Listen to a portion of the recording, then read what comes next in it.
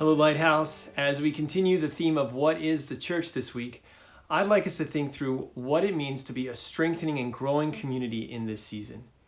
We want to be iron sharpening iron, building one another up in love. So we need to ask what currently keeps our lives from touching each other, from sharpening each other and building one another up. In this season, we're not only physically separated by social distancing laws, but right now we're also separated by fear. Right now, it might feel like anything you say could be used against you. Relationships that once were places of help and healing might feel radioactive because of the fear of offending going on in our society. But while none of us like what might feel to be an additional level of isolation, in a season of isolation, there is a remarkable opportunity for our relationships to display the mind of Christ and move toward each other with humility and understanding. Author Paul Tripp points out that our relationships have been designed as workrooms for redemption, not shelters for human happiness. We may not like the relationship dynamic given to us in this season, but I think it does allow us to chart a clearer course for the gospel in our relationships.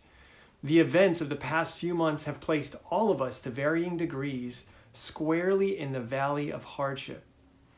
So, as a church, how do we live in this valley together, grow together, build one another up in love together? I'd like to offer 4 recommendations for strengthening our community in this season. First, create occasions for conversation. Ephesians 4:29 says, "Let no corrupting talk come out of your mouths, but only such as is good for building up as fits the occasion, that it may give grace to those who hear." When we think of what Paul means by "as fits the occasion," the first thing that comes to mind might be wait for the right moment to come along before you speak. And it's true, there are certain moments that are not helpful for certain conversations. But we must not wait for the right moment to just happen. We must not wait for iron sharpening iron moments to just appear magically in our relationships. There are dozens of voices in our culture, on the radio, our TV, our phones, in our homes, and in our own hearts, constantly vying for our attention. So we cannot expect that relationship building moments will just happen. Rather, we must pursue creating those moments. So beyond sending a check-in text, can you schedule an hour to sit with a friend on the phone or over video chat? Think of the closest relationships in your life that you know you should guard and invest in. How are you honoring them in this season by making space for them? Then, once we're in that space together, we need to ask ourselves, how can I move toward this friend with wisdom and love?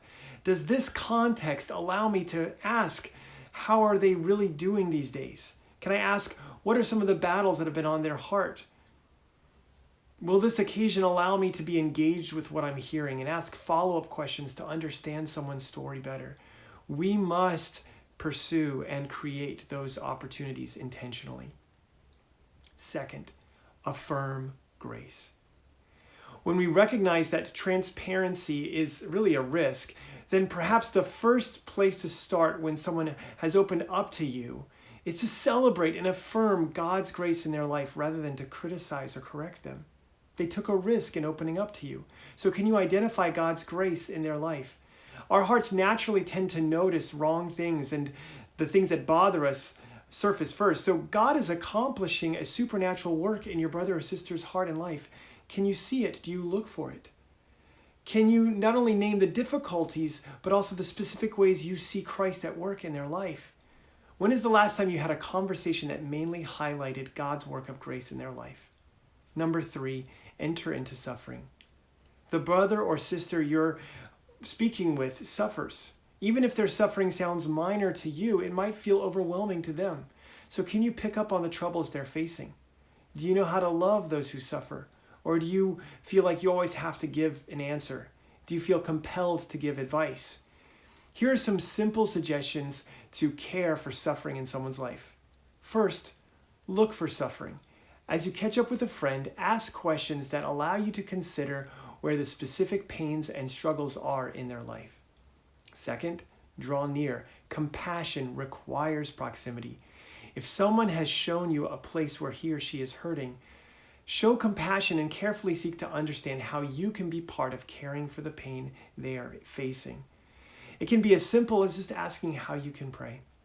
Third, give hope. You don't always need to say something about someone's suffering. Just acknowledging their pain and being in their life is important.